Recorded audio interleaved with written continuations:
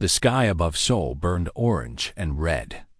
Jay stood on the rooftop of the military command center and watched the end of everything he knew. He was 32 years old, a commander in the Korean Defense Force, and he had never felt so helpless in his entire life. The alien ships came without warning. One moment, the morning was peaceful. The next moment, hundreds of massive vessels blocked out the sun. They were shaped like long black needles, each one several kilometers in length. They floated silently above every major city on Earth. Jay's radio crackled with desperate voices. Reports came from everywhere. New York was burning. London had gone silent. Tokyo was covered in smoke. Beijing had fallen in less than an hour. The aliens did not try to communicate. They did not make demands. They simply began to destroy. His younger sister Yuna called him on his personal phone. Her voice was shaking with fear. "Jay, what is happening?" "The news says we are being invaded." "Is that true?" Jay wanted to lie to her. He wanted to tell her everything would be fine, but he could not form those words. He watched a beam of blue light shoot down from one of the ships. It struck the ground 3 kilometers away. The explosion that followed shook the building beneath his feet. "Stay inside," he told her. "Lock your doors. Do not go outside for any reason. I will come for you when I can." "Promise me," she said. "Promise me you will come." "I promise," he said. He ended the call and returned to the command room. General Park was there, an old man with gray hair and tired eyes. He had fought in 3 wars during his lifetime, but none of those wars had prepared him for this. "Our weapons are useless," General Park said quietly.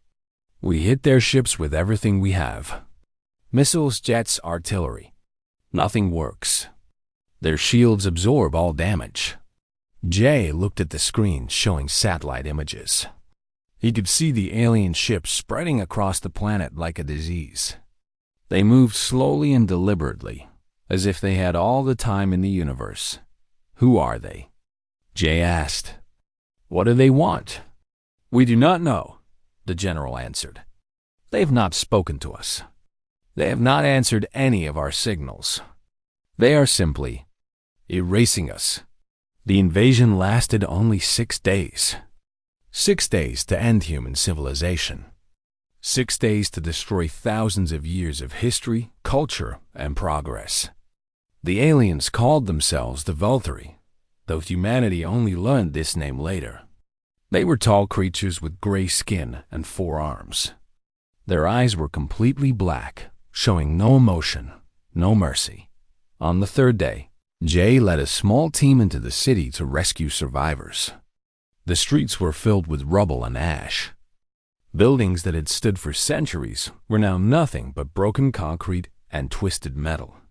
Bodies lay everywhere. Men, women, children. The Veltari did not distinguish between soldiers and civilians. To them, all humans were the same. Jay found a group of survivors hiding in a subway station. There were about 50 of them, mostly elderly people and young children. They looked at him with desperate hope in their eyes. "Is the army coming to save us?" An old woman asked. Jay did not know how to answer. The army was gone. The government was gone. Everything was gone. "We need to move," he said simply. "Follow me. Stay quiet." He led them through the destroyed streets, avoiding the alien patrols. The Veltari ground troops were terrifying. They stood 3 meters tall and carried weapons that could vaporize a human with a single shot. Jay watched one of them kill a running child without even slowing down. His hands shook with rage, but he forced himself to stay hidden. Fighting would only get more people killed. On the 5th day, Jay finally reached his sister's apartment building. Half of it had collapsed. He climbed through the rubble, calling her name over and over. "Yuna! Yuna, where are you?" He found her in the basement, hiding behind a broken wall. She was covered in dust and blood, but she was alive. She ran to him and held him tightly.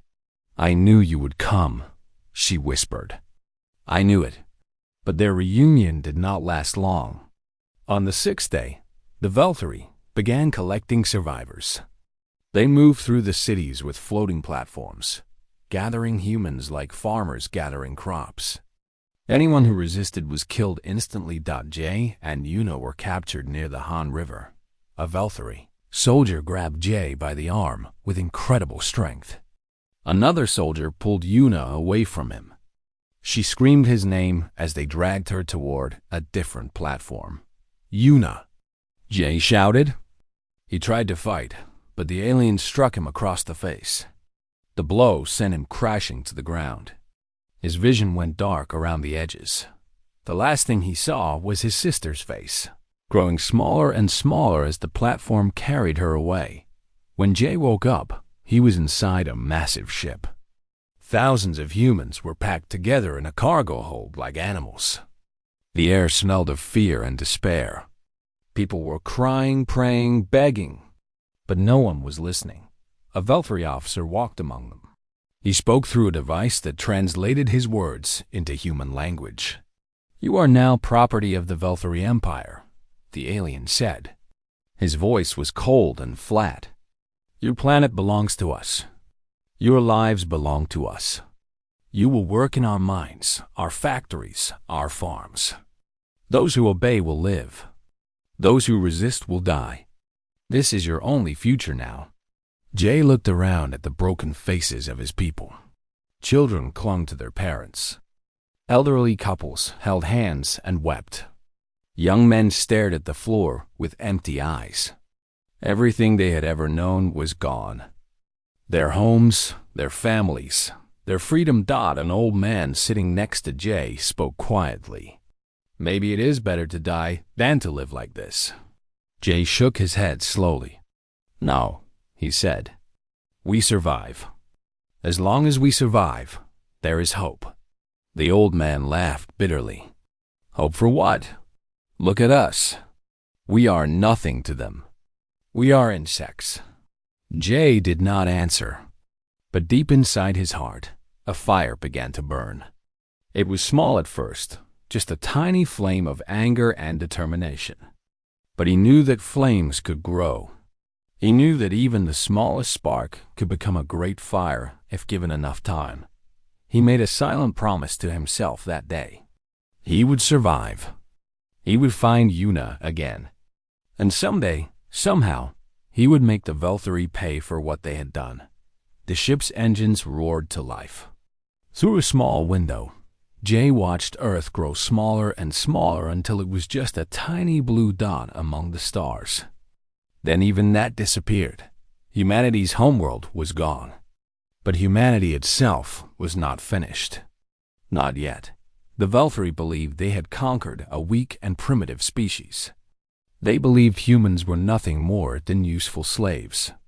They did not understand what they had truly awakened. They did not know that humans were the most stubborn, the most vengeful, and the most dangerous creatures in the entire universe. They would learn. In time, they would all learn. But that day was still far away. For now, there was only darkness, only chains, only the endless cold of space. And somewhere in that darkness, a young man named Jay held on to his anger like a precious treasure.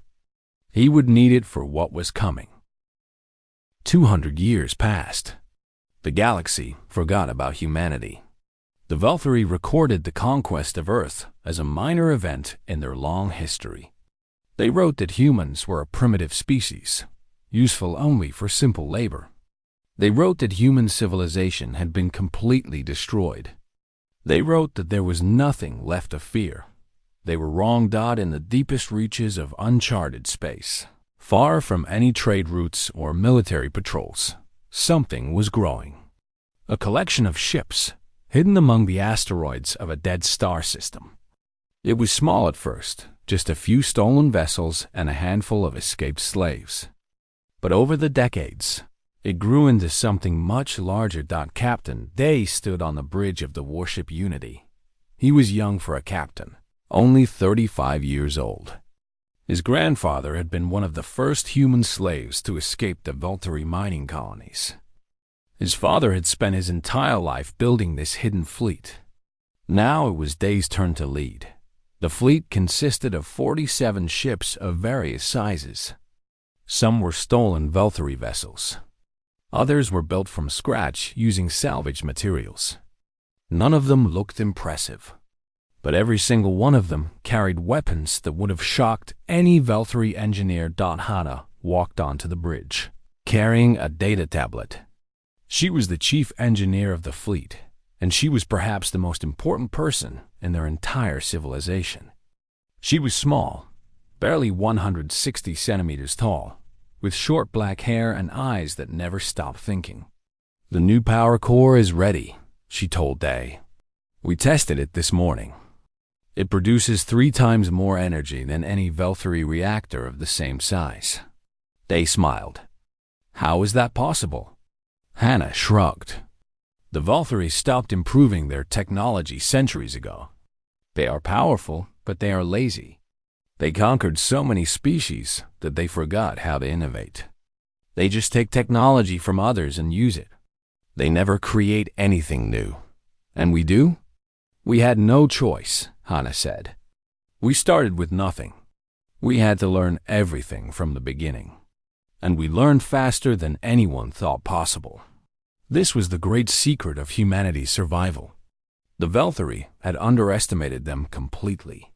They thought humans were too weak to resist, too stupid to learn. They gave human slaves the most dangerous jobs, the ones that required working with alien technology. They did not realize that humans were watching, studying, remembering everything. Day's grandfather had worked in a Valtteri engine room for 30 years. During that time, he memorized every detail of how their ships worked. When he finally escaped, he carried that knowledge with him like a precious gift. Other escaped humans brought other pieces of knowledge: medical technology, weapon systems, shield generators, navigation computers. Piece by piece, humans assembled a complete picture of Valtteri science. Then they began to improve it. Hannah had spent her entire life pushing human technology beyond its limits. She had invented weapons that could cut through Valtteri shields like paper. She had designed engines that were faster and more efficient than anything in the known galaxy. She had created medical treatments that could heal wounds in minutes instead of days. "We are almost ready," she said quietly. "Another 10 years, maybe 20. Then we can begin." Day shook his head. "The Council wants to wait longer. They say we need more ships, more soldiers, more time." "The Council is afraid," Hannah said. "I understand their fear. But waiting too long is also dangerous. Our population is growing. We cannot stay hidden forever. Sooner or later, the Valtteri will find us." They knew she was right. The hidden human civilization now numbered almost 2 million people, spread across dozens of secret bases and mobile fleets. They had built schools, hospitals, factories, and farms. They had created a new society from nothing, but they had also created something else. An army. Every human child learned to fight from the moment they could walk. They trained in combat, in tactics, in strategy. They studied the weaknesses of the Valtteri military. They practiced with weapons and ships until they could operate them in their sleep. Day himself had been training since he was 5 years old. He could pilot any ship in the fleet. He could fire any weapon. He could lead soldiers into battle and bring them home alive. His entire generation had been forged for one purpose: revenge. But the older generation remembered what it felt like to be helpless. They remembered the screams of their families. They remembered the chains and the whips and the endless cruelty. They were afraid of losing everything again. "I spoke with Elder Kim yesterday," Day said. "He told me about the day Earth fell. He was just a child then, but he remembers everything. The fire, the death, the despair." "I know the stories," Hannah said softly. "He asked me a question. He asked me if revenge was worth risking our children's futures. Hannah was quiet for a moment. Then she looked out the window at the stars. The Velthari are still enslaving humans right now. At this very moment, there are millions of our people suffering in their mines and factories. They are being beaten, starved, worked to death. Is that not worth fighting for? Day had no answer. The truth was that he thought about this question every single day. Was he doing this for justice? Or was he doing this for hatred? Was there even a difference? A young officer named Bin ran onto the bridge. His face was pale with shock. "Captain, you need to see this. We intercepted a Velthari transmission." Day's heart began to beat faster. What kind of transmission? A military report. They found one of our mining outposts near the Carroll asteroid field. They destroyed it completely. No survivors. The bridge fell silent. The mining outpost had held almost 3,000 people. Men, women, children. All gone in an instant. Day closed his eyes. He thought about the families who would never see their loved ones again. He thought about the children who would grow up without parents.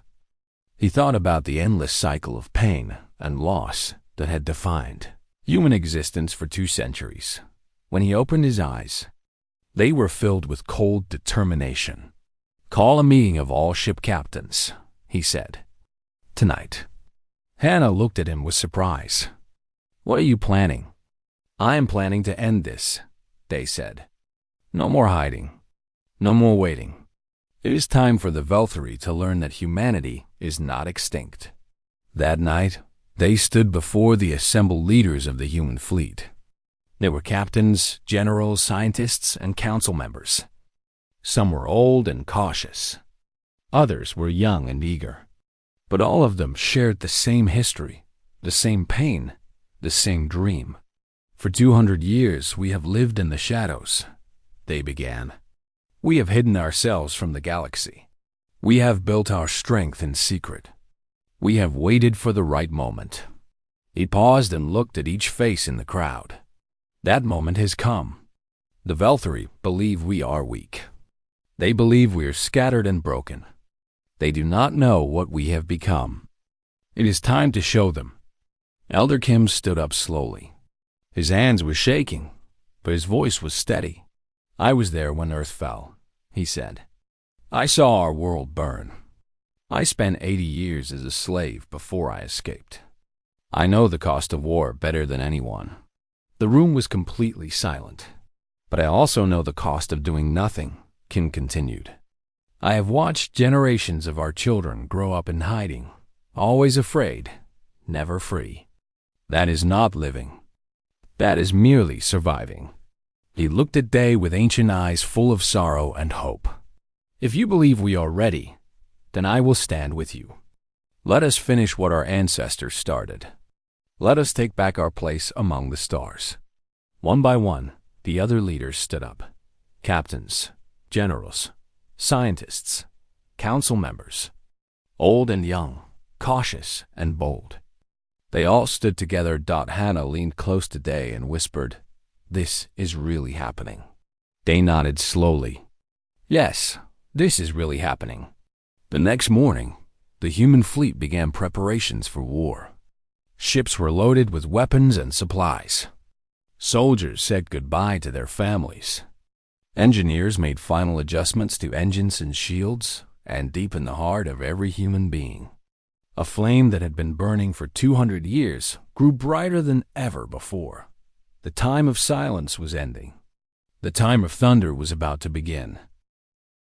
The war spread across the galaxy like wildfire. What began as a single attack on Veltha Prime became a full-scale conflict that touched every corner of Velthari space. The mighty empire that had ruled unchallenged for millennia was now fighting for its survival. General Nari stood in the command tent on a world called Coral 7. She was 41 years old, short but powerful, with muscles hardened by decades of training. She had led ground forces in 12 successful operations over the past 2 years. Today would be her 13th. Coral 7 was a mining world. 50,000 human slaves worked in the deep tunnels, extracting precious metals for the Valkyrie war machine. They had been there for generations, born into chains, knowing nothing but darkness and pain. That was about to end. Status report, Nari said, her second in command. A young woman named Yoon checked her tablet. Our forces have landed in 3 locations around the main mining complex. The Valkyrie garrison consists of approximately 2,000 soldiers. They know we are here. Civilian casualties? The slaves are mostly underground. As long as we keep the fighting on the surface, they should be safe. Nari nodded. She had lost soldiers in every operation she led. That was the cost of war. But she refused to sacrifice innocent lives unnecessarily. Every human death was a tragedy, whether soldier or civilian. Tell all units to advance, she ordered. Surround the garrison. Cut off their communications. And remember, we are not here just to kill. We are here to liberate. The battle for Coral 7 lasted 6 hours. The Valkyrie fought desperately, but they were outmatched. Human soldiers moved through the complex with brutal efficiency, clearing buildings and securing positions. When the Valkyrie tried to retreat, they found every exit blocked by afternoon. The garrison commander surrendered. Nari accepted his surrender formally, then ordered her soldiers to begin freeing the slaves. The moment the first tunnel doors opened, Nari felt her heart break. The humans who emerged were barely recognizable as people. They were thin, covered in dirt and scars, with hollow eyes that had forgotten how to hope. Many of them could not walk on their own. Some collapsed the moment they saw sunlight for the first time in their lives. A young boy, maybe 7 or 8 years old, approached Nari cautiously. He had never seen a human who was not a slave. He did not understand what was happening. Are you real?" he asked in a small voice. Nari knelt down to his level. "Yes, I am real. My name is Nari. I am a soldier. I came here to take you home." "Home?" The boy looked confused. "What is home?" Nari had to take a deep breath to control her emotions. This child had been born in slavery. He had never known anything else. He did not even understand the concept of freedom. "Home is a place where you are safe," she said gently. "A place where no one hurts you. A place where you can grow up happy and free. We are going to take you there." The boy looked at her with wide eyes. Then, slowly, a tiny smile appeared on his dirty face. "I would like that," he said as Nari's forces evacuated the liberated slaves. She received a communication from the orbital fleet. It was Captain Sue, one of the most skilled pilots in the entire human navy. "General, we have a problem. Valkyrie reinforcements are approaching. 3 heavy cruisers and about 20 support vessels. They will arrive in 4 hours. Nari frowned. "Can you stop them?" "Not without significant losses. But I have another idea." Sue was only 28 years old, but she had already earned a legendary reputation. She flew a modified fighter that she had helped design herself. It was faster and more maneuverable than any Valkyrie ship, and Sue piloted it like an extension of her own body. "I am listening," Nari said. "The Valkyrie command structure is highly centralized. Their fleet obeys orders from the flagship.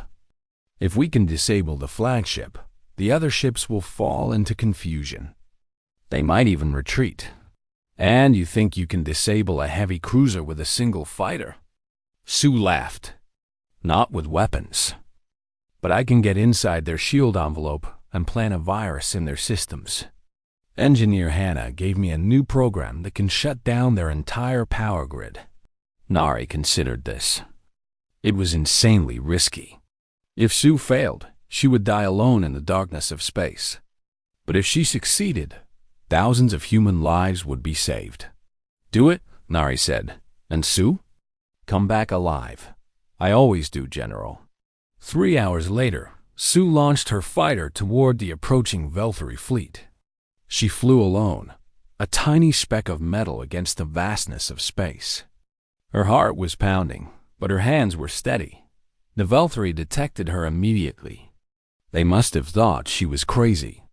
A single fighter attacking a battle fleet? It was suicide, but Sue was counting on their arrogance. The Veltari commanders probably thought she was a distraction, a desperate attempt to buy time. They did not take her seriously. That was their mistake. Sue dove straight toward the flagship, weaving through defensive fire with inhuman precision. Laser beams and missiles filled the space around her, but she dodged them all. Years of training had made her reflexes as fast as lightning.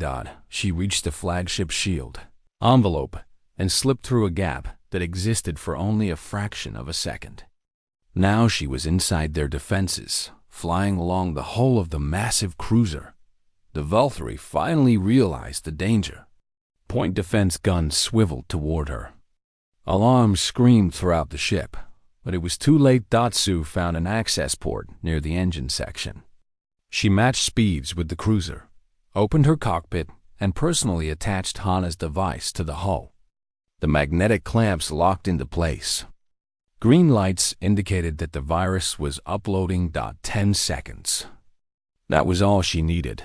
The point defense guns fired.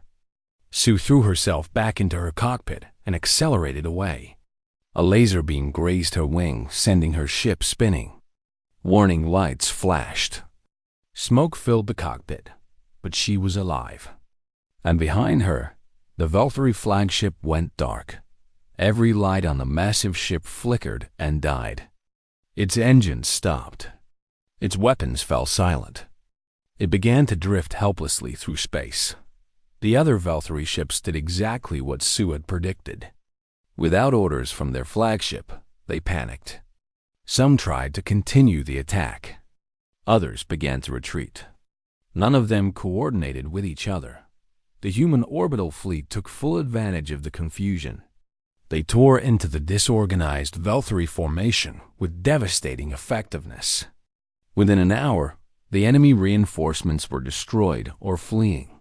On the surface of Coral 7, General Nari watched the last evacuation transport lift off with its cargo of freed slaves. Thousands of humans who had lived their entire lives in chains were now on their way to freedom. A UN approached her with a report. Final count: 48,237 slaves liberated. Our casualties were 127 dead, 340 wounded. Veltari casualties were approximately 1,800 dead, 200 captured. Nari nodded slowly. Every number represented a human life. Every dead soldier was someone's child, someone's parent, someone's friend. Make sure the families of our fallen are notified personally, she said. They died as heroes. They deserve to be honored as heroes. Yes, General. As her transport lifted off the planet's surface, Nari looked down at the mine complex that had been a prison for so many humans. Soon it would be abandoned. Just another scar on a scarred world. But the people who had suffered there were free. That was what mattered. Across the galaxy, similar scenes were playing out on hundreds of worlds. Human forces were striking everywhere, liberating slaves, destroying Veltari installations, and spreading chaos through the enemy's territory. The Veltari Empire was starting to crumble. Their economy depended on slave labor. As more and more humans were freed, their factories fell silent and their minds went empty. Their military was stretched thin, trying to defend 1,000 worlds against an enemy that struck without warning and vanished before reinforcements could arrive. Most importantly, their confidence was shattered. For generations, they had believed they were the masters of the galaxy. They had believed no species could challenge their power. Now they faced an enemy that was faster, smarter, and more determined than anything they had ever encountered. And that enemy had only one goal: justice. In a quiet moment between battles, General Nari wrote a letter to her daughter, who was safely back at the human home base. "My dear men," she wrote, "today I freed almost 50,000 of our people from slavery. Many of them had never seen the sun. Many of them did not know what freedom meant. But when I looked into their eyes, I saw something beautiful. I saw hope being born again." She paused, thinking about the right words. "This war is terrible. Every day, I see death and suffering. But I also see courage and sacrifice. I see humans who are willing to die so that others can live free. That is the true spirit of our species. That is why we will win." She signed the letter and sealed it.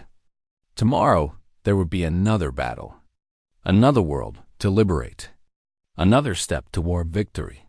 But tonight, she allowed herself to feel proud of what humanity had accomplished. The reckoning was not finished, but the scales were finally beginning to balance. Admiral Tay stood on the command deck of the flagship Vengeance. She was 53 years old, with gray streaks in her black hair and scars on her hands from decades of combat training. She had never fought in a real battle. No human had. Not for 200 years. That was about to change. The human fleet had traveled for 3 months through uncharted space, avoiding all known Velthury patrol routes. They moved slowly and carefully, like wolves circling their prey. Now they had arrived at their destination, Veltha Prime, the homeworld of the Velthury Empire. Through the main view screen, Tay could see the massive planet. It was covered in gray clouds and dotted with enormous cities that glowed with artificial light. Orbital stations circled it like jewels on a necklace. Thousands of ships moved between them, carrying goods and passengers without any concern for danger. Why would they be concerned? No one had attacked the Velthury homeworld in over 1,000 years. They believed they were untouchable. "Status report," Tay said calmly. Her first officer, a young man named Ho, checked his console. "All 47 ships are in position. Weapons are charged. Shields are at full power. We are ready, Admiral." Tay nodded slowly. She looked around the bridge at her crew. Some of them were veterans who had trained their entire lives for this moment. Others were young soldiers experiencing their first real mission. All of them were afraid, and all of them were determined. "Open a channel to the fleet," Tay ordered. The soft beep indicated that every ship in the fleet could hear her voice. "This is Admiral Tay. 200 years ago, the Velthury came to our world without warning. They burned our cities. They killed our families. They took our freedom. They believed they had ended humanity forever." She paused to let her words sink in. "Today, we proved them wrong. Today, we show the galaxy that humanity is not dead. We are not weak. We are not forgotten. We are here, and we have come for justice." Her voice grew stronger. "Some of you have family members who are still slaves in Velthury mines. Some of you have ancestors who died in the first invasion. All of you have spent your entire lives preparing for this day. This is our moment. This is our revenge. Fight with everything you have. Fight for those who came before us. Fight for those who will come after us." She raised her fist. "For Earth, for humanity, for freedom." Across the fleet, thousands of voices repeated her words. "For Earth, for humanity, for freedom." Tay took a deep breath and gave the order that would change history. "All ships, attack." The human fleet emerged from the shadow of a nearby moon and accelerated toward Veltha Prime. For a moment, nothing happened. The Velthury defense systems did not respond. The orbital stations continued their normal operations. No alarm sounded. They did not recognize the human ships. They could not imagine that their ancient victims had returned. Then Hana's weapons proved their worth. The first shot came from the Unity, Captain Day's ship. A beam of concentrated energy cut through space like a blade of white light. It struck the largest orbital station directly in its center. The station's shields flickered for a fraction of a second, then collapsed completely. The station exploded in a ball of fire that could be seen from the planet's surface. Now the Veltari understood. Now they were afraid. Alarms screamed across every channel. Emergency signals flooded the communication network. Veltari commanders shouted orders in panic. Ships began to scramble from their docking stations, trying to form defensive lines. But it was already too late. The human fleet moved with perfect coordination. Every captain knew their role. Every gunner knew their targets. They had practiced this attack 1,000 times in simulations. Now they executed it with deadly precision. Tay watched as another station exploded, then another. Veltari warships tried to intercept the human vessels, but their weapons could not penetrate the advanced human shields. When they got close enough, human guns tore them apart like paper. A Veltari commander appeared on the communication screen. He was a tall creature with gray skin and 4 arms, dressed in an elegant military uniform. His black eyes were wide with shock and fury. "Who are you?" he demanded. "What species dares to attack Veltha Prime?" Tay smiled coldly. "You do not recognize us? I am disappointed. Your ancestors worked so hard to enslave us." The commander's expression changed to confusion, then to disbelief. "Humans? That is impossible. Humans are extinct. We destroyed them centuries ago." "You destroyed our planet," Tay replied. "You scattered our people across the galaxy. You made us slaves. But you did not destroy us. You made us stronger." The commander laughed nervously. "This is madness. You cannot win. Even if you destroy these stations, the Empire has thousands of worlds, millions of ships. You are nothing." Tay leaned forward. "Perhaps, but you are looking at the future. And in the future, your empire will burn." She cut the communication and turned to her crew. "Continue the attack. Show no mercy." The battle lasted for 7 hours. The human fleet destroyed 14 orbital stations and over 200 Veltari warships. They crippled the planet's defense network and sent shockwaves through the entire Veltari military. But the most important part of the attack was not the destruction. It was the message. Every news channel in the Veltari Empire broadcast images of the battle. Citizens on 1,000 worlds watched in horror as their invincible military was humiliated by a species they had considered weak and primitive. The ruling council demanded explanations. Military commanders scrambled to understand how this was possible. And throughout the galaxy, in mining colonies and factory worlds, human slaves watched the same images. They saw their people fighting back. They saw Veltari ships exploding. They saw proof that humanity was not finished. For the first time in 200 years, they had hope. Aboard the Vengeance, Tay allowed herself a moment of satisfaction. They had lost 3 ships in the battle. 87 brave soldiers had died. Their names would be remembered forever. Captain Day's voice came through the communication system. "Admiral, we have incoming reinforcements. Veltari battleships from the outer colonies. At least 500 vessels." Tay nodded. She had expected this. "All ships, begin retreat. We have achieved our objective." The human fleet turned and accelerated toward the edge of the star system. Behind them, Veltha Prime was in chaos. Fires burned on the orbital stations that still remained. Debris filled the space around the planet. The mighty Veltari Empire had been wounded for the first time in generations. As the fleet entered hyperspace, Hana contacted Tay from the Unity. "Admiral, I have good news. Our new stealth systems worked perfectly. The Veltari could not track our hyperspace signature. They have no idea where we came from or where we are going." "Excellent work," Tay said. "But this is only the beginning. They will hunt us now. They will throw everything they have at finding us. Let them try, Hana replied. We have more surprises waiting for them. Tay ended the communication and sat back in her chair. Through the window, she could see the strange lights of hyperspace rushing past.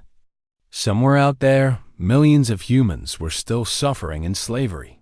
Somewhere out there, the Velthari were planning their revenge. The war had finally begun.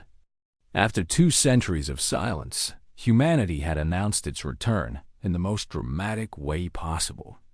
The galaxy would never forget this day. An elderly crew member approached Tay quietly.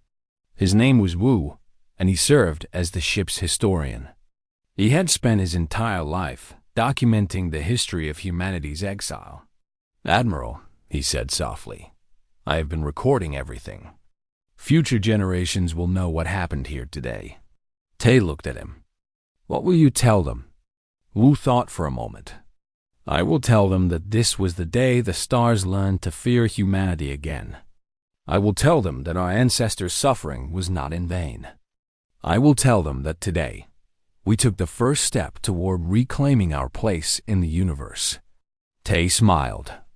It was a small smile, tired but genuine. Make sure you also tell them about the soldiers who died, she said. Tell them their names. Tell them their stories. They deserve to be remembered. I will, Admiral. I promise. The fleet traveled through hyperspace for 3 days before reaching the safety of their hidden bases. When they arrived, they were greeted as heroes. People cheered and wept and embraced the returning soldiers. But Tay knew this was just the beginning. The real war was still ahead. The Velthari would not forget this humiliation. They would gather their forces. They would search every corner of the galaxy for the hidden human fleet. And when they found them, they would try to finish what they started 200 years ago. But this time, humanity was ready. This time, humanity would not be helpless. This time, humanity would win. The war ended on a quiet morning in the 3rd month of the campaign's 5th year. The last Velthari Emperor signed the surrender document aboard the human flagship Vengeance. The same ship that had led the first attack on Veltha Prime. J watched the ceremony through a view screen in his quarters. He was 237 years old now, kept alive by advanced human medicine that had surpassed anything the Velthari ever created. His body was frail, but his mind was still sharp. And his heart was finally at peace. Beside him sat Yuna. His sister had survived the slave camps. She had been rescued during the liberation of the Carol mining colonies 15 years ago. When they found each other again after 2 centuries of separation, they had both wept for an entire day. Now they watched together as the galaxy changed forever. Admiral Tay, now in her 70s, but still commanding the fleet, accepted the surrender on behalf of humanity. Her voice was calm and measured as she read the terms. The Velthari Empire hereby recognizes the sovereignty of the human commonwealth. All human slaves throughout former Velthari territory are to be freed immediately.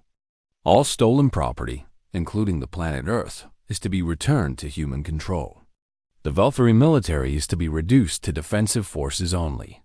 Reparations will be paid for the next 100 years. The Velthari Emperor, a young creature who had inherited a dying empire from his father, signed each document with trembling hands. His black eyes held no pride, no defiance, only defeat. When the ceremony was finished, Tay turned to face the assembled crowd of human leaders, soldiers, and citizens who had gathered to witness this moment. Today, we close a chapter of history that began with tragedy and suffering, she said. 230 years ago, our ancestors lost everything. Their homes, their freedom, their hope. They were scattered across the stars like dust in the wind. Her voice grew stronger, but they never gave up. They survived. They learned. They grew stronger. Generation after generation, they kept the dream of freedom alive. They passed it down to their children and their children's children. That dream is why we are standing here today. She looked directly at the camera, speaking to every human being in the galaxy. This victory does not belong to me. It does not belong to any single person. It belongs to every human who ever lived in chains. It belongs to every human who died fighting for freedom. It belongs to every human who refused to accept that our species was finished. Tears ran down her aged face. Today, we are no longer slaves. Today, we are no longer refugees. Today, we are a free people with a home among the stars. And we will never, ever be helpless again. The broadcast ended. Jay turned off the view screen and sat in silence with his sister. It is finally over, Yuna whispered. Jay shook his head slowly. No, it is finally beginning. 1 month later, Jay and Yuna traveled to Earth for the first time since the invasion. The planet had been abandoned by the Veltharies centuries ago, left to rot as a dead world. But now it was being reclaimed. Their shuttle descended through thick clouds of dust and ash. The surface below was scarred and barren. Cities that had once held millions of people were now just piles of rubble. Forests had become deserts. Oceans had shrunk to lakes, but there was also life. Human settlers were already working to restore the planet. They planted trees and purified water and rebuilt the cities of their ancestors. It would take centuries to fully heal the damage. But they had time. The shuttle landed in what had once been. So, Jay stepped out onto the ground where he had been born 237 years ago. The air smelled of dust and construction materials. Machines hummed in the distance. People walked past carrying tools and supplies. Yuna took his hand. Do you remember what it looked like before? Every day, Jay said quietly. I see it in my dreams. The mountains, the rivers, the cherry blossoms in spring. I never forgot. They walked slowly through the reconstruction zone. Workers paused to bow respectfully to them. Everyone knew their story. The brother and sister who had been separated during the fall of Earth. The brother who had escaped and spent 2 centuries preparing for revenge. The sister who had survived to slave camps all odds. They were living symbols of everything humanity had endured and overcome. Eventually, they reached a small park that had been cleared of rubble. In the center stood a simple stone monument. It was inscribed with names, thousands of names, written in small letters that covered every surface. These are the names of everyone who died during the invasion, Yuna explained. Workers found historical records and compiled them. They wanted to make sure no one was forgotten. Jay stepped closer to the monument. He searched the names until he found the ones he was looking for. Their parents, their grandparents, their neighbors and friends. All the people they had lost on that terrible day so long ago. He placed his hand on the cold stone and closed his eyes. We came back, he whispered. We kept our promise. A young woman approached them. She was one of the reconstruction workers, covered in dust and sweat from a long day of labor. But she smiled brightly when she saw them. Elder Jay, Elder Yuna, she said, bowing deeply. It is an honor to meet you. My name is Sue. My grandmother was freed from the Talvin mining colony. She told me stories about the old days, before the invasion. She said Earth was the most beautiful place in the universe. Jay looked at the young woman. She could not have been more than 20 years old. She had been born free, in a universe where humanity was no longer a conquered species. She would never know the fear and despair that his generation had lived with for so long. It will be beautiful again, Jay told her. You and your children and your grandchildren will see it. You will walk through forests and swim in oceans and watch the cherry blossoms bloom. That is the future we fought for. Sue's eyes filled with tears. I promise we will take care of it, Elder. We will make you proud. You already have, Yuna said gently as the sun set over the ruins of Seoul. Jay and Una sat on a hill overlooking the reconstruction site. In the distance, they could see the lights of the worker camps glowing against the darkness. Somewhere, people were singing old songs that had been preserved across generations of exile. I spent so long hating them, Jay said quietly. The Valkyrie? I wanted to make them suffer the way they made us suffer. I wanted them to feel the same fear and pain. He paused. But now that it is over, I do not feel hatred anymore. I just feel tired. And maybe a little bit sad. Una leaned her head on his shoulder. Sad about what? Sad about all the time we lost. All the lives that were destroyed. All the things we could have accomplished if the invasion had never happened. What might humanity have become if we had been left in peace? Una was quiet for a moment. Then she said something that surprised him. Maybe we would have become something less. Have you considered that? Jay looked at her with confusion. Think about it, Una continued. Before the invasion, humanity was divided. Nations fought against nations. People hated each other for the color of their skin or the beliefs they held. We were destroying our own planet with pollution and war. She looked up at the stars that were beginning to appear in the darkening sky. But when the Valkyrie came, everything changed. We were no longer Koreans or Americans or Chinese. We were just humans. We had to work together or die. We had to become better than we were. You think the invasion made us stronger? Jay asked. I think suffering can destroy people, but it can also transform them. We chose to be transformed. We chose to become something greater than we were before. Jay considered her words. He thought about Captain Day, an engineer Hana, who had built an entire civilization from nothing. He thought about Admiral Tay, who had led the first attack against impossible odds. He thought about General Nari and Pilot Sue, and all the countless heroes who had given everything for freedom. None of them had existed before the invasion. They were born from suffering and forged in exile. They were humanity's answer to destruction. Maybe you are right, he finally said. The stars grew brighter as night fell. Somewhere out there, trillions of beings were looking at the same stars and thinking about what humanity had accomplished. Species that had never even heard of humans before now spoke of them with respect and even fear. The galaxy had learned an important lesson. Small did not mean weak. Conquered did not mean defeated.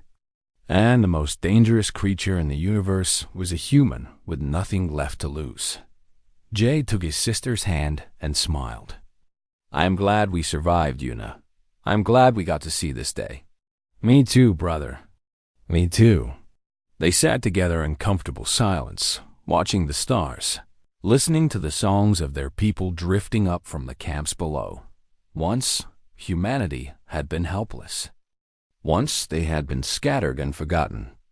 But they had returned. And now the stars themselves trembled at their name.